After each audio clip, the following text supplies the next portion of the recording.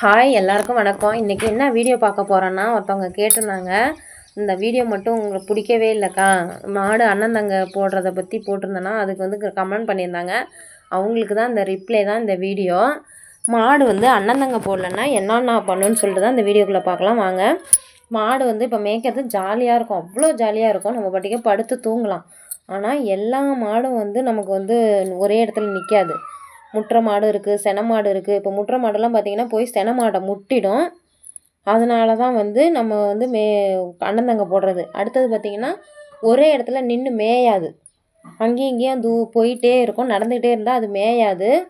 அப்புறம் பார்த்திங்கன்னா அடுத்தது பார்த்திங்கன்னா நின்று மேயணும், ஒரே இடத்துல நின்று மேய்ஞ்சால் தான் வயிறு நொம்பும்.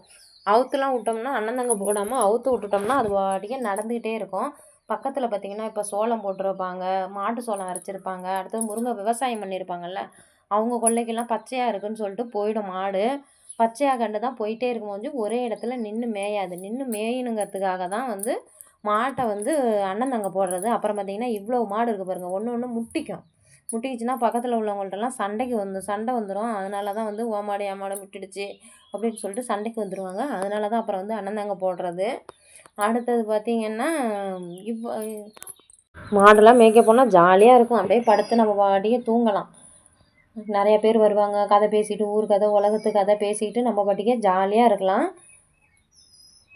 அடுத்தது பார்த்திங்கன்னா மாடு செல்ல மாடு தான் அப்படி இருக்கும். செல்ல மாடெல்லாம் ஓடிக்கிட்டே நடந்துக்கிட்டே தான் இருக்கும். அதனால் நம்மளால் கண்ட்ரோல் பண்ண முடியாது, மாட்டு பின்னாடியே நிற்க முடியாது.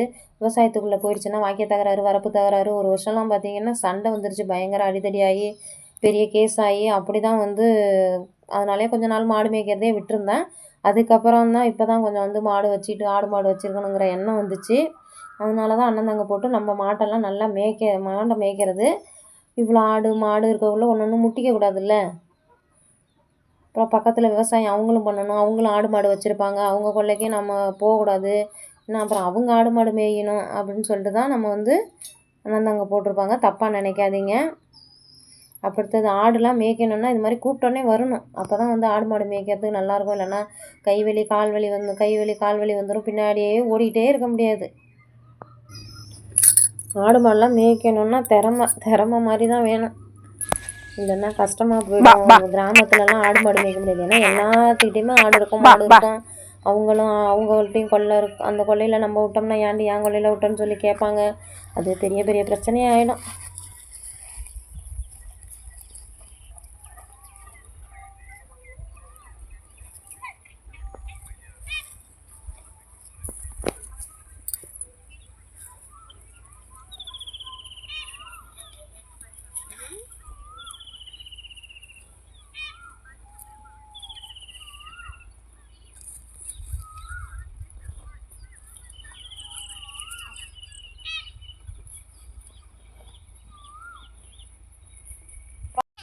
பா பா பா பா வாழ கட்டுல அத வாயல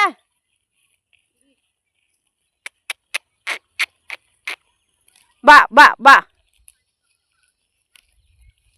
பா பா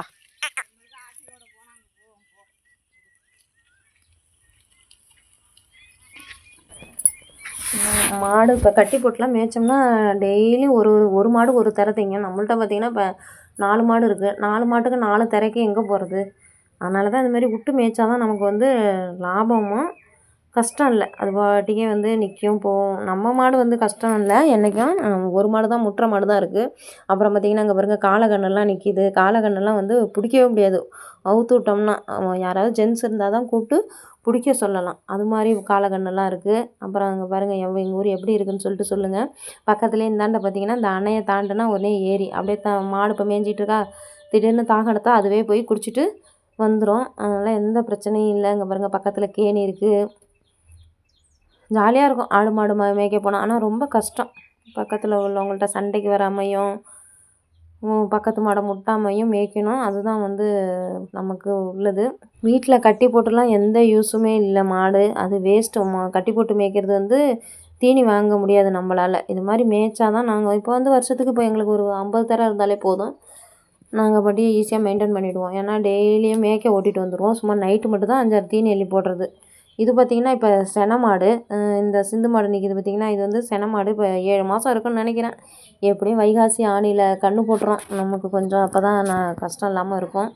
பால் காசு வருதுன்னா.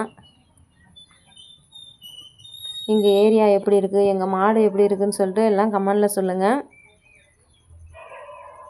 இது மாதிரி தான் போயிட்டுருக்கு டெய்லியும் பொழப்பு. ஆடு மேய்க்கிறதா, மாடு மேய்க்கிறதா, வீட்டில் உட்காந்துருக்கதான்னு தெரியாமையே போயிட்டுருக்கு. இந்த வீடியோ பிடிச்சிருந்தா கமெண்ட் சொல்லுங்கள்.